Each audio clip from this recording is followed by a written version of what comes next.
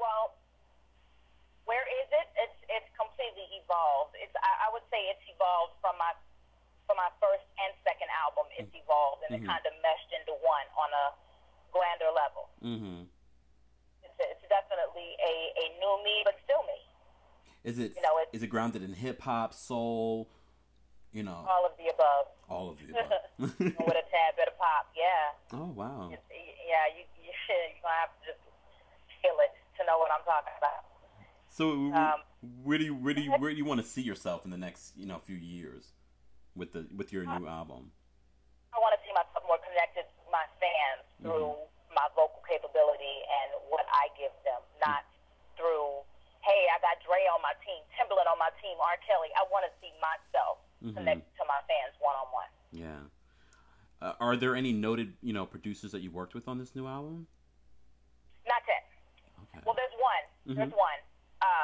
I don't know if you've heard of Hot Sauce yet, but he's connected to Polo the Don. He's Oh, wow. the new up-and-coming hot out here. He's the one that did Bullet. Okay. And the rest of the record really was me and my production crew. I have a crew that I wanted to make this sound for me that I feel is the evolved sound. So, sometimes you have to take a minute and go off and do that. You know what I'm saying? Instead of, having so many different sounds on one record. Do you have any songwriters or producers that you want to work with as you develop the sound in this album? I would love to. There's just one wish list of producer that I would love to work with, which is Prince. Oh. Yep. He just announced the tour. He announced the tour? He just announced the tour. He's going on tour. He just announced the tour. Oh, okay. Just speaking of Prince. I didn't get that memo, and I always listen for what Prince is doing. Yeah. Well, I would love to do that with him. He's a musical genius. Yes, absolutely. Works with everybody else that's a genius. I mean, really, it's only right. I agree. Kempire Radio is all about teaching up and coming singers, songwriters about the music business, and a lot of the information you already shared. I'm sure it's going to be helpful to a lot of people. But what specific advice would you give to someone that's trying to break into the music business and maintain and be successful in the music business? The one thing I always say is have to develop your niche, what makes you you, and never stray too far from that. You have to be an individualist in this for it to work for longevity. Right? That and try to come in as a company rather than just an artist. Now the business is so different. It's really more business of one-offs of let's put a song out there. Let's not put a great album out there. You know what I'm saying? That's what it's come to. So now you really have to come in and give them something that they need and then proceed with what they want.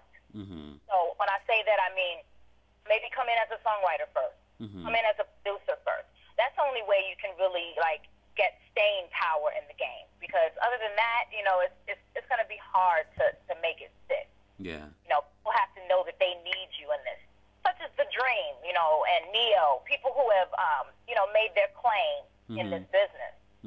As someone that's needed as a writer or producer, or that's the way you have to come in. Be a company, be business minded, and definitely know who you are.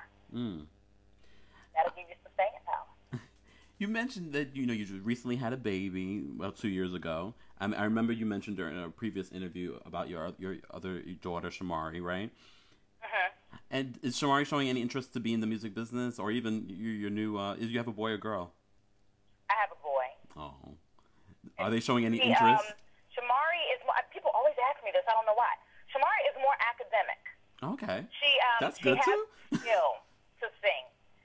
But we try to encourage her in the area of her academics, because she's always, since she was maybe 4 years old, since she wanted to be a doctor. And that she wanted to save the world through medicine. Wow. So we continue to encourage her in that direction, because what I'm finding, another important key point for people trying to come into the business, is that there is no school for the music business. There is no college education for the music business. Therefore, once you're trying to retire, there's no retirement plan for the music business. or when you're ready to sit down, have a baby, or do something where you need all the work that you put in to back you up. It's not there for you. So, you do have to have something to protect you as you go through life. And the music business just does not do that.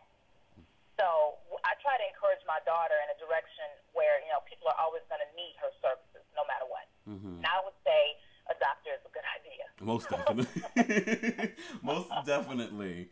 I have to say, I'm really loving you right now because you're really spreading a lot of knowledge, and I'm sure everyone's going to benefit from what you've shared today.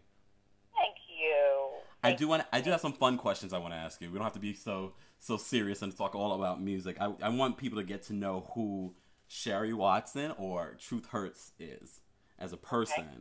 So how would you describe your personal style? And has it changed since, your early days of being Truth Hurts, the addictive singer? You said, has my style changed? Yeah, like your personal style, yeah.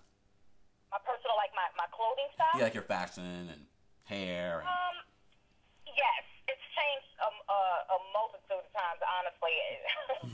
I feel like I'm somebody new every day, honestly, when I'm dressing. It's crazy because it's evolved more into rock star a little bit. It's like very trendy, but still, a tad of vintage sometimes, like vintage chic. It's just, I don't know. It's just some days I wake up and I'm just like, I'm this wild person, I'm this rock star, and then other days I wake up and I'm more demure and more of this vintage, earthy person. I don't know. It just depends on what mood I'm in. I'm very much of a Libra, so. Oh yeah! Happy belated birthday. Thank you. I was 10-10-10. Yes, I saw. yes. So thank you very much. Sometimes we just don't know who we are as Libras. We wake up and just say, I just want to go wherever the wind blows today. Do you think the sound of your album is kind of like that too? It kind of shows all those different facets of who you are? It definitely does, but it still keeps me in the realm of who I am as an artist. Yeah, you still hear my voice. Yeah. What are some of your favorite memories of being in the music business so far? Gosh.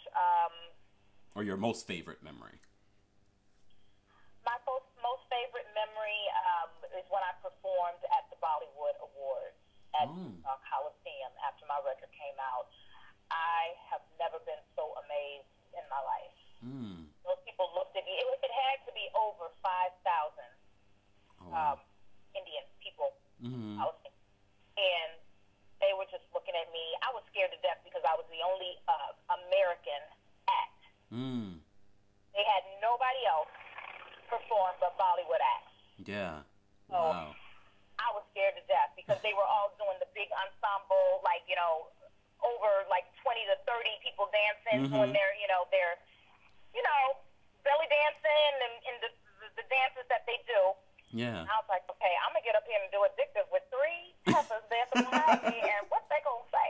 When I got on that stage, they all stood up. I mean, everybody in there stood up for the first time during the whole show. Oh, wow. My mouth was on the ground. I was like, oh, my goodness, look at this. Do you think... And I was... Go ahead. No, do you think the song Addictive really opened your audience beyond just American people and really like this whole nother sector of the world? Oh, it absolutely positively did. It absolutely did. It opened the world's mind up. So many possibilities in a great way. That's why it was so hard for us after that single. That single was so huge. I mean, they came up to me and they thanked me for merging the sounds, and bringing cultures together. That's what they called it. Like, you are big, like Michael Jackson to us. And I was like, oh, wow. What? Yeah, it was crazy. It was crazy. I think I was in tears the whole time. I think even when I was on stage, I was in tears. Wow. It was amazing. It will forever be the most monumental point of my life.